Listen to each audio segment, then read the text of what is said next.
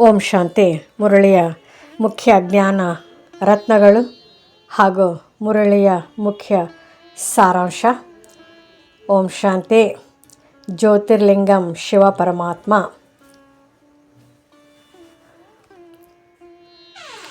ಶೀರ್ಷಿಕೆ: ತಂದೆಯ ನೆನಪು ಆತ್ಮದ ಬ್ಯಾಟ್ರಿ ಚಾರ್ಜ್ ಮಾಡುವ ಶಕ್ತಿ. ಮುಖ್ಯ ಜ್ಞಾನ ರತ್ನಗಳು. ತಂದೆಯು ಬಂದದ್ದು ಮಕ್ಕಳ ಬ್ಯಾಟ್ರಿಯನ್ನು ಚಾರ್ಜ್ ಮಾಡಲು. ನೆನಪು ಅಂದರೆ ಯೋಗ. ಇಟ್ಟರೆ ಆತ್ಮದ ಶಕ್ತಿ ಹೆಚ್ಚುತ್ತದೆ, ಮರೆತರೆ ಡಿಸ್ಚಾರ್ಜ್ ಆಗುತ್ತದೆ. ಈಗ ಸತ್ಯದ ದೋಣಿಗೆ ಬಿರುಗಾಳಿಗಳು ಬರುತ್ತವೆ, ಏಕೆಂದರೆ ಕೃತಕ ಗುರುಗಳು ಅನೇಕರು. ಆದರೆ ನಮ್ಮ ದೋಣಿ ಎಂದಿಗೂ ಮುಳುಗುವುದಿಲ್ಲ. ಸತ್ಯ ಸದಾ ಜಯವಾಗುತ್ತದೆ. ಆತ್ಮಾಭಿಮಾನ ಹೊಂದಬೇಕು, ದೇಹಾಭಿಮಾನವೇ ಕತ್ತಲೆ. ಪರಮಾತ್ಮನು ಎಂದಿಗೂ ಪತಿತನಾಗುವುದಿಲ್ಲ. ಕೇವಲ ಆತ್ಮಗಳೇ ಪತಿತ ಪಾವನರಾಗುತ್ತಾರೆ. ತಂದೆ ಯೋಗ ಜ್ಞಾನದ ದಾತ, ಮತ್ಯಾರಿಂದ ಸಿಗುವುದಿಲ್ಲ. ಯೋಗದಿಂದಲೇ ಆತ್ಮ ಸತೋಪ್ರಧಾನವಾಗುತ್ತದೆ. ನೆನಪು ಮಾಡದಿದ್ದರೆ ಜೀವನ ಶಕ್ತಿ ಕಡಿಮೆಯಾಗುತ್ತದೆ. ನೆನಪು ಮಾಡಿದರೆ ವಿಕಾರಗಳ ಪೆಟ್ಟು ದೂರವಾಗುತ್ತದೆ. ಜ್ಞಾನವು ದಿನ, ಭಕ್ತಿಯು ರಾತ್ರಿ. ಈಗ ರಾತ್ರಿಯನ್ನು ಮರೆಯಬೇಕು, ಹೊಸ ದಿನವನ್ನು ಸ್ವಾಗತಿಸಬೇಕು. ಸ್ವರ್ಗವು ದಿನ, ನರಕವು ರಾತ್ರಿ. ಮನುಷ್ಯರು ದೇಹ ನಾಶವಾಗುತ್ತಾರೆ, ಆತ್ಮ ಶಾಶ್ವತ. ಜ್ಞಾನ ತಂದೆ ನೀಡುತ್ತಾನೆ. ಜ್ಯೋತಿಯ ಬೆಳಕು ತಂದೆಯ ನೆನಪಿನಿಂದ ಮಾತ್ರ. ಪ್ರಪಂಚ ಈಗ ಸ್ಮಶಾನ. ಆದ್ದರಿಂದ ಮನಸ್ಸನ್ನು ಇಲ್ಲಿಗೆ ಬಂಧಿಸಬೇಡಿ. ನೆನಪು ಮಾಡಿದರೆ ಲಕ್ಷ್ಮೀನಾರಾಯಣರಂತೆ ದೇವತೆಗಳಾಗಿ ಬಿಡುತ್ತೇವೆ. ತಂದೆಯ ಛತ್ರಛಾಯೆಯಲ್ಲಿದ್ದರೆ ಮಾಯೆ ಪ್ರವೇಶಿಸಲು ಸಾಧ್ಯವಿಲ್ಲ.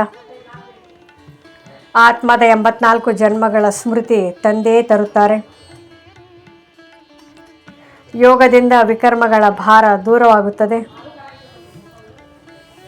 ಮನುಷ್ಯರು ದುಃಖವನ್ನು ಹಂಚುತ್ತಾರೆ, ದೇವತೆಗಳು ಸುಖವನ್ನು ಹಂಚುತ್ತಾರೆ. ನಿಮ್ಮ ಕರ್ತವ್ಯ ಯಾರಿಗೂ ದುಃಖ ಕೊಡದೆ ಸುಖದ ಮಾರ್ಗವನ್ನೇ ತಿಳಿಸುವುದು. ಈ ಹಳೆಯ ಪ್ರಪಂಚವು ಕೊನೆಗೆ ನಾಶವಾಗುವುದು, ಹೊಸ ಸ್ವರ್ಗ ಬರಲಿದೆ. ತಂದೆಯನ್ನು ನೆನಪು ಮಾಡುವುದೇ ಚಾರ್ಜ್ ಮಾಡುವ ಗುಟ್ಟು. ಜಯವು ನಿಶ್ಚಿತ. ಸೋಲು ಗೆಲುವುಗಳ ನಡುವೆ ಕೊನೆಗೆ ಸತ್ಯವೇ ಗೆಲ್ಲುತ್ತದೆ. ಮುಖ್ಯ ಸಾರಾಂಶ: ಸರ್ವಗುಣಗಳಿಂದ ಶೃಂಗಾರ. ಯಾರಿಗೂ ದುಃಖ ಕೊಡಬಾರದು, ಎಲ್ಲರಿಗೂ ಸುಖ ನೀಡಬೇಕು. ಪ್ರಪಂಚವು ಸ್ಮಶಾನ. ಇದರಲ್ಲಿ ಮನಸ್ಸನ್ನಿಡದೆ ಹೊಸ ಪ್ರಪಂಚಕ್ಕೆ ಸಿದ್ಧರಾಗಬೇಕು. ಬುದ್ಧಿಯೋಗ ತಂದೆಯ ಜೊತೆಗೆ ಇರಲಿ. ಇದರಿಂದಲೇ ಬ್ಯಾಟ್ರಿ ಚಾರ್ಜ್ ಆಗಿ ಪಾವನರಾಗುತ್ತೇವೆ. ವರದಾನ: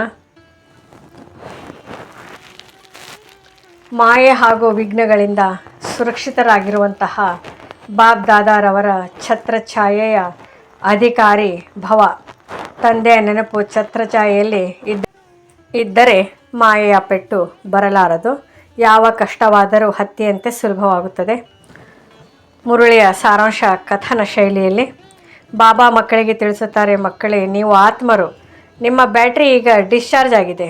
ಅದನ್ನು ಮತ್ತೆ ಚಾರ್ಜ್ ಮಾಡಲು ನನ್ನ ನೆನಪು ಯೋಗವೇ ಒಂದು ಮಾರ್ಗ. ಜ್ಞಾನ ಯೋಗದಿಂದ ನೀವು ಸತೋಪ್ರಧಾನರಾಗುತ್ತೀರಿ.